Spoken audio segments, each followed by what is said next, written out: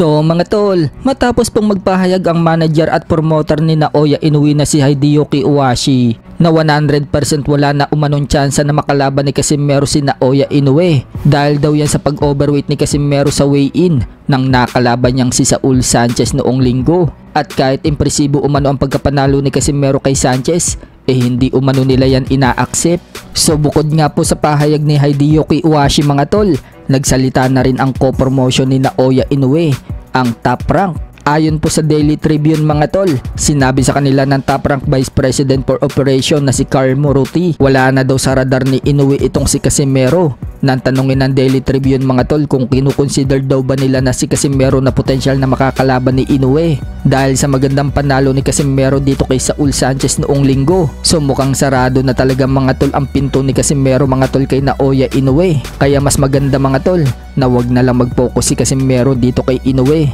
Mas mainam siguro mga tol na ibang top contender na lang sa super bantamweight ang labanan niya. O kaya naman unahan niya si Inoue mga tol sa featherweight division at doon siya maging kampiyon. Total, aakyat naman itong si Inoue sa featherweight.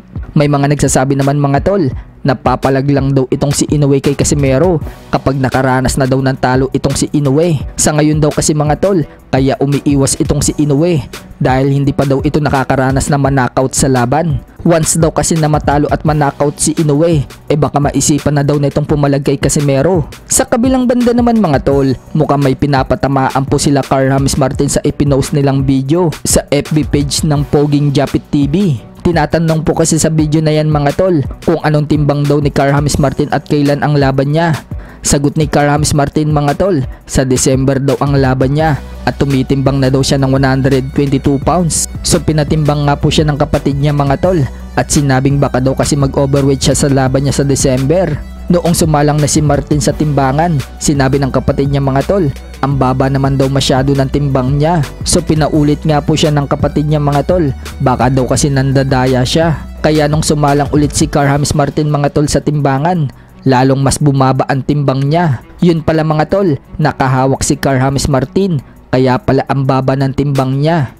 Sabay sabi ng kapatid niyang taga-video mga tol, mandaraya daw si Carl James Martin. Dahil sa bidyong inilabas ng kampo ni Carl James Martin mga tol, may mga nagsasabi sa comment section na mukhang pinapatamaan daw ni Carl James Martin si Cuadro Alas. Kung matatandaan po kasi natin mga tol sa weigh-in ni Casimero kay Saul Sanchez na mag-overweight siya. Nakatukod ng kamay si Casimero habang sumasalang ito sa timbangan. Kaya parang lumalabas mga tol na inaasar ni Carl James Martin si Casimero. Kaya umatake ngayon ng mga fans ni Cuadro Alas sa comment section. May nagsabi mga tol na pwede daw mag-request si Carl James Martin kay Sean Gibbons na maglaban sila ni Casimero para daw makita kung sino ang deserving. Parehas naman daw silang nasa top 10 ni Casimero sa super bantamweight at para malaman din daw kung sino ang malakas at makakuha ng title shot. May nagsabi naman mga tol na malapit na daw maging gapang boys itong si Carl James Martin. May nag-comment din mga tol na baka kay Pilipos ni Tumba, baka daw hindi na umubra itong si Carl James Martin.